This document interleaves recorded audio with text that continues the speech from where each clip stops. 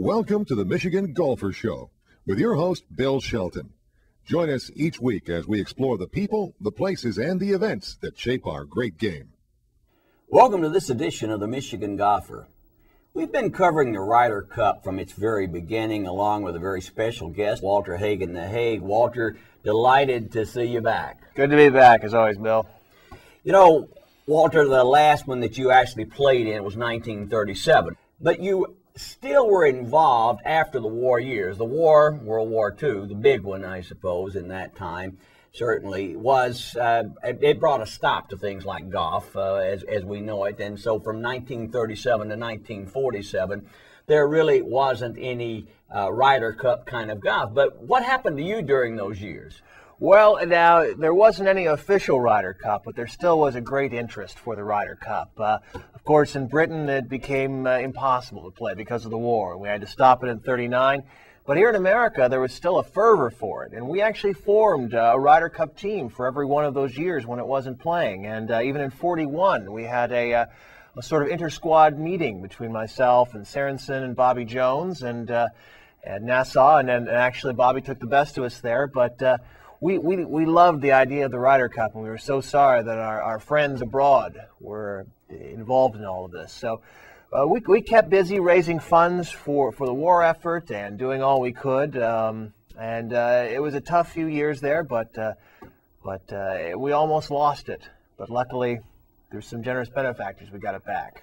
You know, we talk about the 40s. It had to be kind of, even though the war was certainly a very difficult time, that had to be a great era for you and your style with the big band, the radio, and then TV coming on, and all the flair and excitement of the period. That had to be a pretty interesting time for the Haig. Well, I think the rest of the population finally caught up with my lifestyle. Basically, it was a great time for me, and it was a time of change and a time of fear, but also excitement too. So it was really a wonderful time, and some great golf played during those years.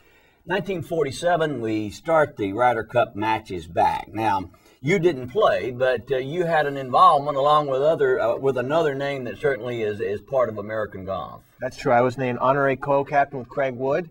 It was my days as being a professional golfer were slowly starting to slip away, but to keep it going, to keep the name of Ryder Cup, they lended my name to it and made me a captain, which I certainly took seriously enough to be there and to help the gentleman on. And it was definitely an honor to come back.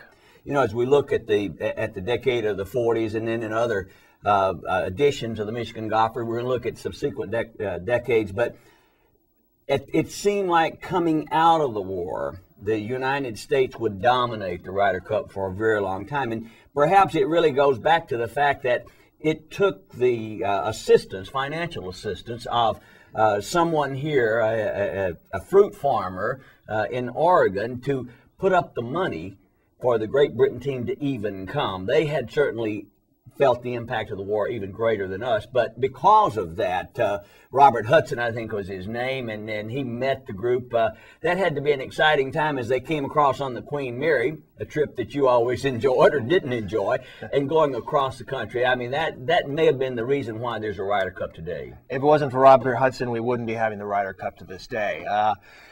Definitely, the British men, they had no finances. They were devastated. They had nothing. But Robert Hudson was a good amateur golfer, never quite made the PGA circuit, but had a real love for it. And as much as Samuel Ryder, Robert Hudson contributed to continuing the flame of the Ryder Cup. And he spent $10,000 of his good hard-earned money there to bring the boys over. He paid for all their meals, all their expenses, everything for them. And I don't think he gets his due, but certainly without him, we wouldn't be playing the Ryder Cup today. The United States team won 11-1. Two players really out of the 1937 team, Byron Nelson and Sam Snead. A guy named Ben Hogan comes on the scene, and we're going to see him for a lot of years. But in that time, Jimmy Demerit's coming up, some of the other people, Kerry Middlecoff.